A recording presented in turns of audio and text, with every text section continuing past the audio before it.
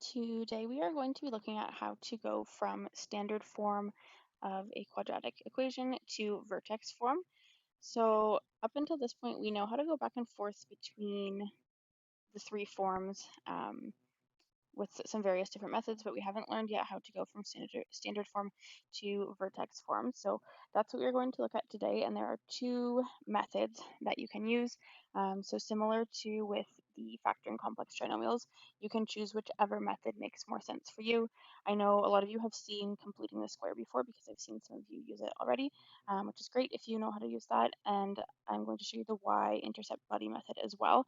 I find that the y-intercept buddy, I'll just usually call it y buddy, seems easier to understand from the instructions and from seeing it, but there are more steps to remember. So that's something to keep in mind when you're trying to decide which method you like best, is that this one looks like less work because it's similar to something we've done before, but it's more steps to remember, whereas completing the square is different from anything you've done before, but it usually ends up being less steps once you get the hang of it.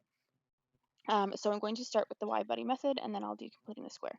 So the premise behind the y-buddy method is sort of similar to when we looked at the x-intercepts and the axis of symmetry.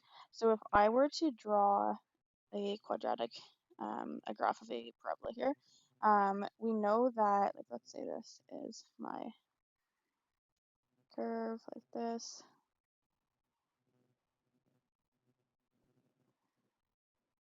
We know that if I knew what the x-intercepts are, I would be able to find my axis of symmetry, right? So because any parabola is symmetrical about the axis of symmetry, that point goes directly through the vertex.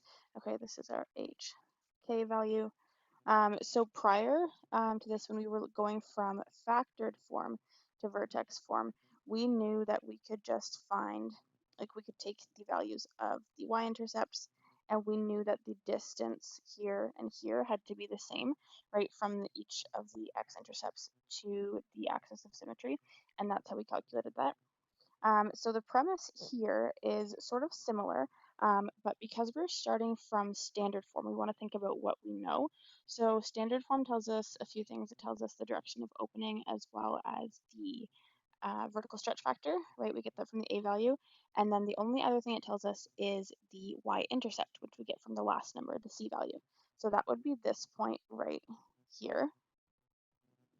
Okay, so the thing that we know about a curve, a parabola, is that it's symmetrical on either side of the axis of symmetry. So even if we don't have the x-intercepts, if we can find this point here, then what we can do is we can find the axis of symmetry similar to what we've done before, because we know that this distance and this distance need to be the same.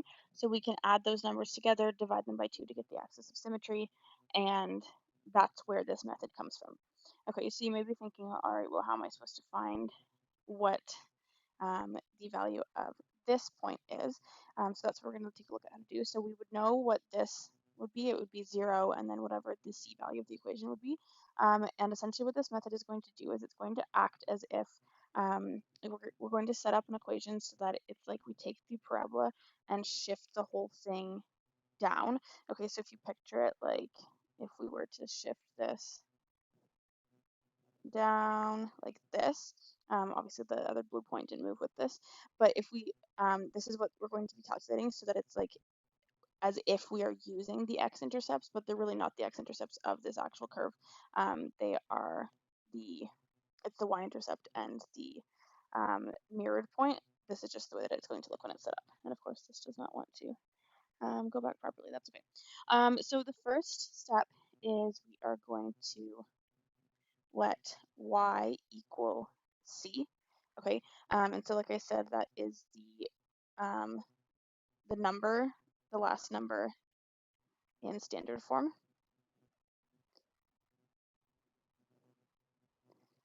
So I'm going to go through the steps and I'll show an actual example with numbers. Then what you're going to do is you are going to add or subtract the C value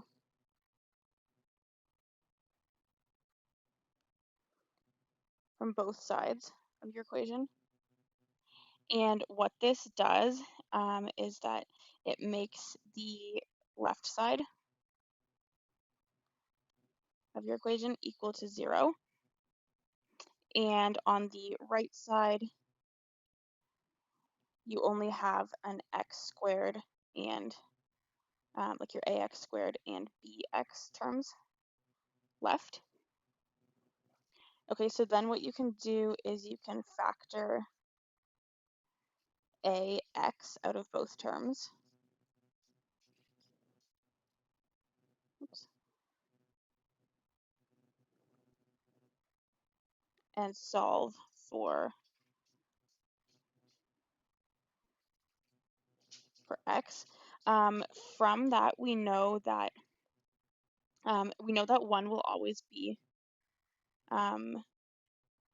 0. And the reason for that is because it's where the y-intercept is, right? It happens when x is equal to 0. And then for the other one, you solve similar to when we were solving quadratic equations the past few days. So you'd let the bracket equal 0 and solve for x. And then you can find the AOS, the equation of the axis of symmetry.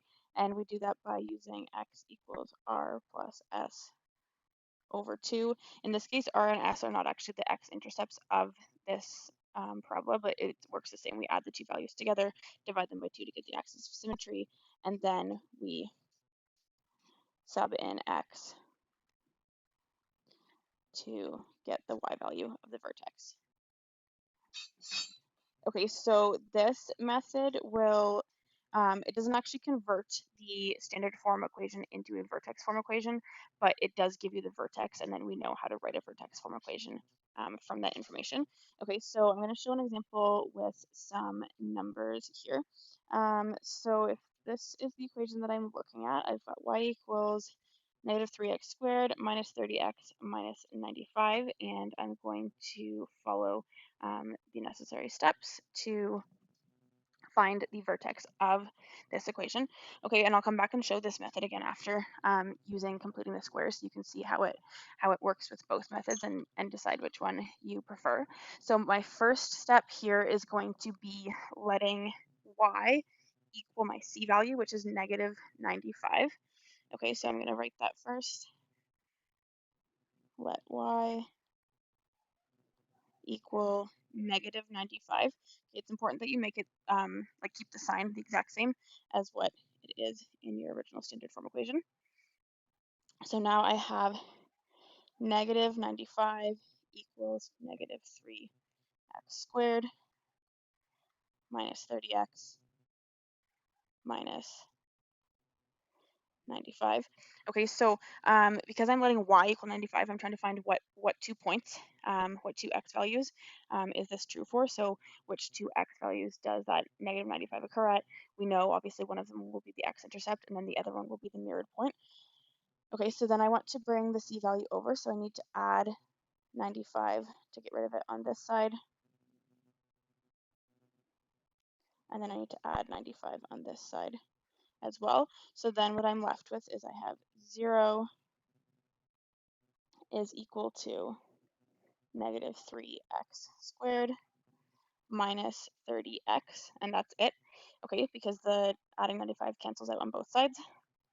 So now I'm going to factor both of those terms. I'm going to just common factor, okay, because I only have the two terms. They both have a number in common and an x in common. So I'm going to factor it by ax. Okay, so whatever number's in front of your x squared term, so negative 3, and then just x. And then same with this one, I'm going to divide this by negative 3x to common factor. Okay, so I'll have 0 is equal to negative 3x stays in front of your bracket, and then you'll have two terms inside the bracket because you started with two terms. So this just gives you the negative 3 and negative 3 cancel out. X squared divided by x is just x. Then we have negative 30 divided by negative 3 is positive 10, and then x divided by x just cancels out. So this is our factored form. Okay, and then now we want to solve for x. So like I said, one of them will always be equal to 0, and that's because in this factored form, we only have one bracket, but technically what you would still do is you'd let this piece equal to 0, similar to what we've been doing. So negative 3x equals 0, and then you're solving for x. So really, you would divide both sides by negative 3, but we know if something times x equals 0, then x needs to be equal to 0. Okay, that's just what happens there. So your first one will always be x equals 0, and then the next one you do the same thing, x plus 10 equals 0, and you're isolating for x, so you'll subtract 10 on both sides, x equals negative 10. Okay, so now that you have those two values, you calculate the axis of symmetry. Okay, so I'm going to show that over here. And again, we do that by adding the two values together, dividing by 2. So x is equal to negative 10 plus 0 divided by 2, which is really just negative 10 divided by 2. So x is negative 5. Okay, so that's the x value of my vertex. And then I just need to sub x equals negative 5 into my equation. And the equation that I'm putting it into is not going to be, like I'm going to put it into the original equation here, okay? So I will have y equals negative 3 times negative 5 squared minus 30 times negative 5 minus 95. And then just be careful with your signs here. So, and your bedmass. So you need to do this squared first. So negative 5 squared is positive 25. Okay, positive 25 times negative 3 is negative 75. Negative 30 times negative 5 is positive 150. And then negative 95. Then we're just calculating that. So y is equal to negative 75 plus 150 minus 95 gives us negative 20. Okay, so then that is telling me that my vertex is negative 5, negative 20. Okay, so that would be answering what the question is asking. It's asking just for the vertex. If it wanted me to put it into vertex form, then I could write a vertex form equation, right? So I would write y equals, I would use the same a value that was given in the question, so negative 3, and then I would have x, we flip the sign for the x value, so x plus 5 squared minus 20. So you still could write the vertex form equation if that's what the question was asking you to do, but you don't need to in this case. You're just trying to find the vertex. Okay, so if we were to kind of picture what's happening here, I'm just going to show this down below. If we had our grid here like this, we said this is telling us the vertex is at negative 5, negative 20. So that's actually, I'm going to move this. So like negative 5, negative 20 is like maybe down here. And then my y-intercept I said was negative 95. Okay, so wait, this is actually opening down, so this is like way down here. So let's say like this. And then the other point that I found, that negative 10 that I got here, that's the other x coordinate where that y equals negative 95 happens at. So what that means then is I would have a point like here. Obviously this isn't super exact, but it's okay for the understanding of the question. So the curve would be something like this. It's not letting me go right to that point there. But that's sort of what this would look like. So this would be 0, negative 95. This would be negative 10, negative 95 is what we found at the other point. And then we determined the vertex is negative 5, negative 19. So it would be, or sorry, negative 20, which would be a lot further up. Obviously my scale is kind of a little bit messed up here, but that's what is happening with this method, okay? And then what we just found was the axis of symmetry, which cuts through like this, okay?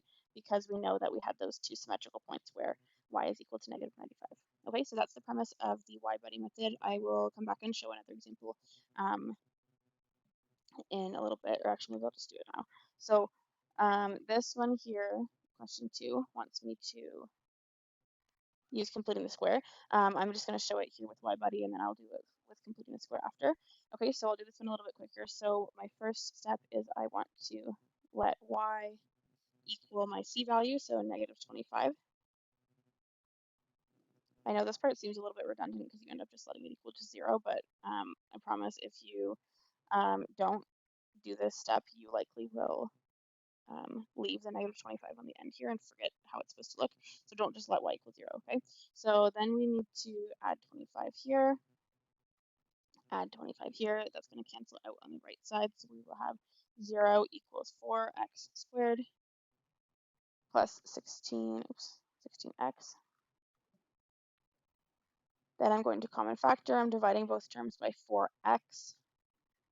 So then I'll have x plus 16 divided by 4 is 4. Okay, so when you factor this, it's always going to follow the same pattern. You'll have like the same number that's here, you'll have here as well, just one x, and then in your bracket it'll be x plus or minus something, okay? So then if I find my two x values, this is telling me 4x equals 0, that means x is 0. If x plus 4 is equal to 0, that means x is -4. Okay, so then I can find my axis of symmetry by adding those together, dividing by 2. Okay, so x is 0 plus -4 divided by 2, which is just -4 divided by 2, which is -2. And then I'm going to sub it in.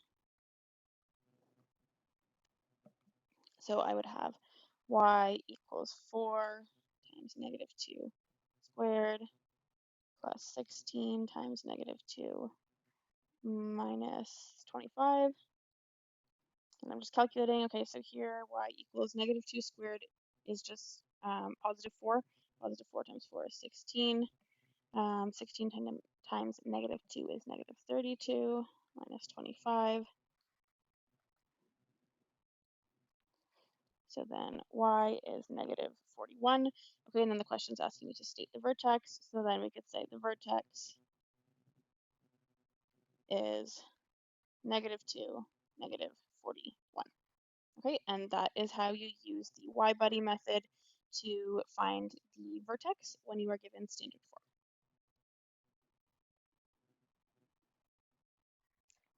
The second method of going from standard form to vertex form is called completing the square.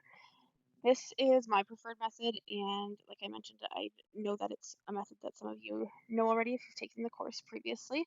And with this method, you actually go from the standard form equation to the vertex form of the equation. Okay, so it differs from Y-buddy in the sense that Y-buddy tells you the coordinates of the vertex, but it doesn't give you the vertex form of the equation. You have to make that yourself. Whereas completing the square gives you the vertex form of the equation, and then it doesn't give you the actual coordinates stated explicitly of the vertex, but you can read it from the vertex form. Okay, so completing the square uses the premise of perfect square trinomials. Okay, so when a quadratic is a perfect square, it means that its factored form would be two identical brackets. Okay, so what it really means, kind of more specifically, is that the ax squared and c terms are perfect squares, meaning that they square root nicely. Okay, and like I said, what this means is that the factored form of it is two identical brackets. So for example, if I were to look at y equals x squared plus 8x plus 16, if I were to try to factor this, it's a simple trinomial, so I would want to find two numbers that multiply to make positive 16 and add to make positive 8, and those two numbers are positive 4 and positive 4. So my factored form would be x plus 4, x plus 4, which we can simplify further by just writing it like this, x plus 4 squared. Okay, so any perfect square trinomial, if you were to factor it, will always factor down into a form that's fully simplified like this, which means that it's the same bracket being multiplied by itself twice. And we're going to use our understanding of that in this method of completing the square to go from standard form of an equation to the vertex form of an equation. Okay, so again, I'm going to go through the steps in words and then I'll show two examples. So your first step is going to be factoring the first two terms only of your quadratic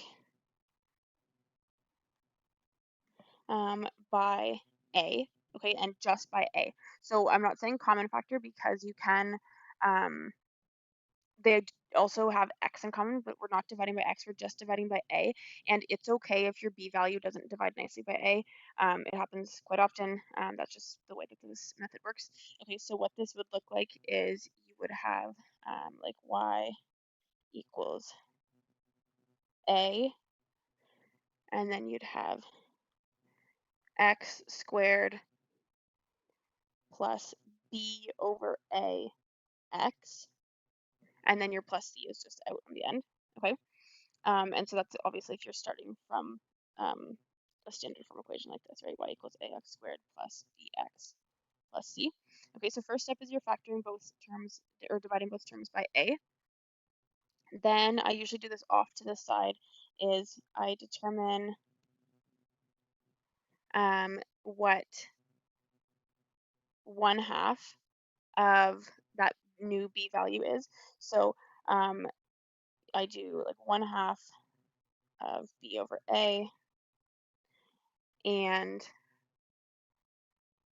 1/2 of b over a squared r.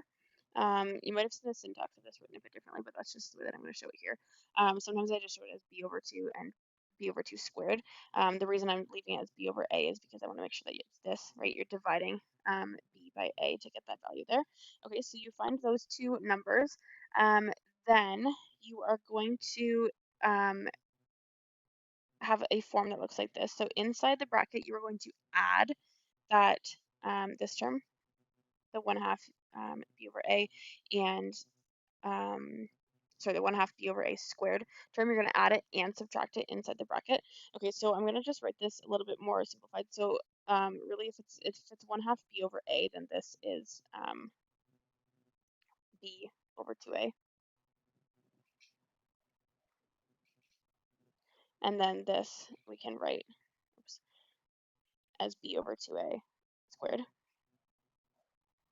Okay, so then what we do is we have y equals a x squared plus b over a x, and then what we're going to do is we are going to add b over 2a squared and then subtract b over 2a squared.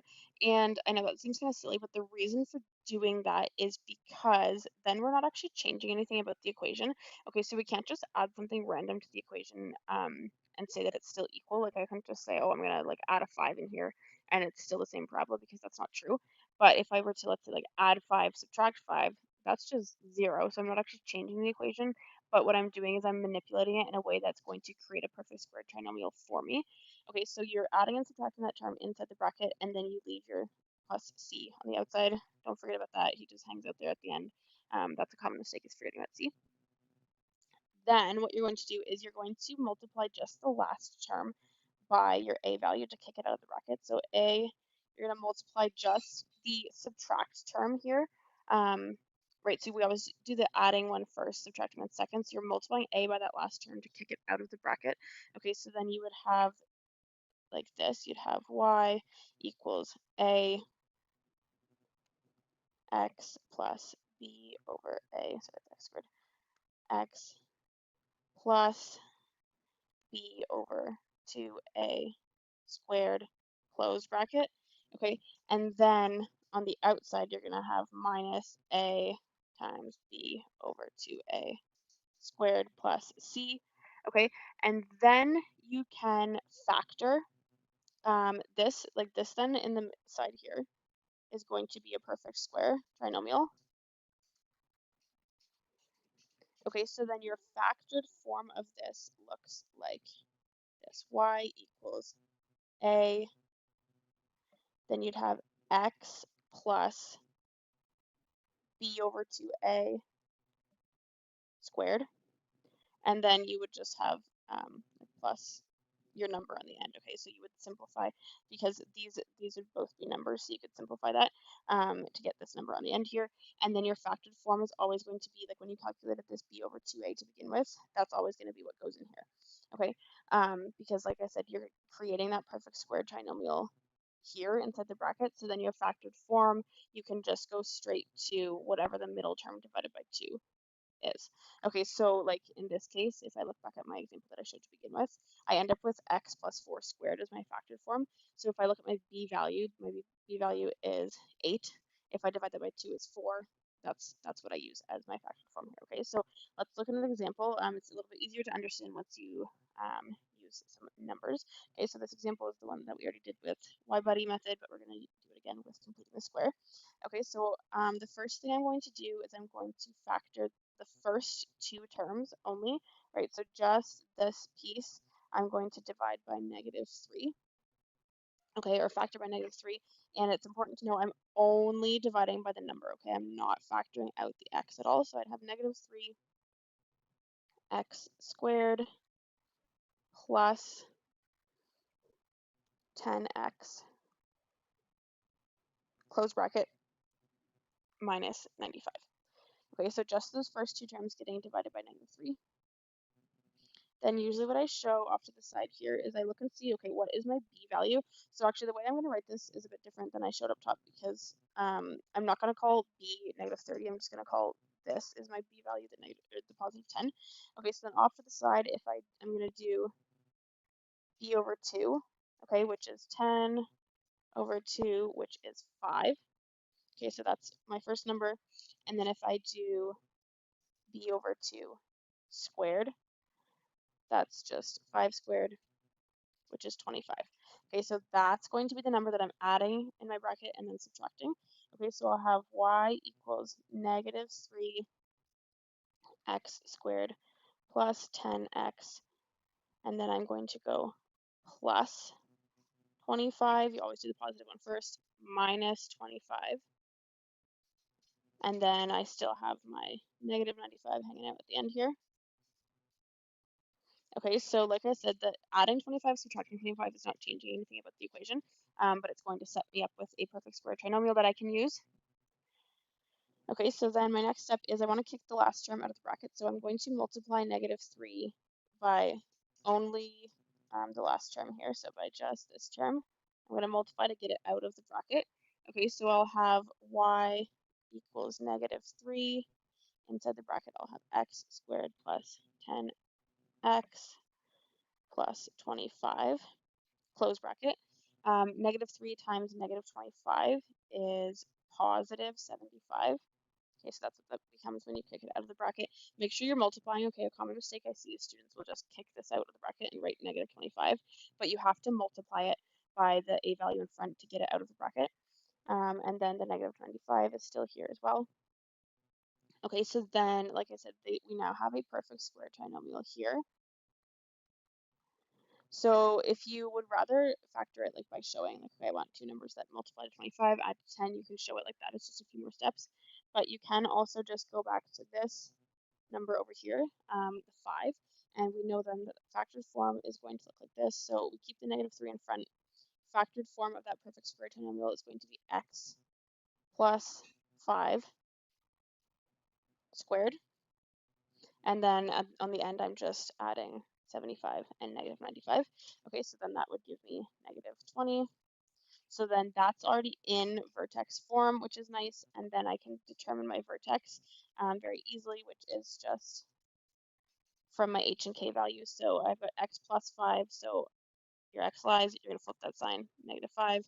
The k value stays the same, so it's just as it is, so -20. And that is the vertex, which is the exact same as what we've got with the y-buddy method as well. Okay, so I'm just going to scroll up so you can see the form, the method as a whole. So it can seem like it's a bit more work maybe, but once you get the hang of it, it's a lot more mathematical in the sense of like you're just following the same steps every time. You're calculating everything the same way, and you can see that it's a lot fewer steps. Okay, so here I've got 1, 2, 3, 4, like 4 lines of work plus student the vertex. Whereas with YBuddy, I had a lot more than 4 lines of work. Okay, so whichever one makes more sense for you and helps you get the correct answer each time is the correct method for you. And just practice with that one method. I won't make you use one over the other. You can use whichever one you prefer as long as you know how to use it correctly without having to look at your notes and things. Okay, so let's look at one more example of completing the square. Okay, so we've got y equals 4x squared plus 16x minus 25.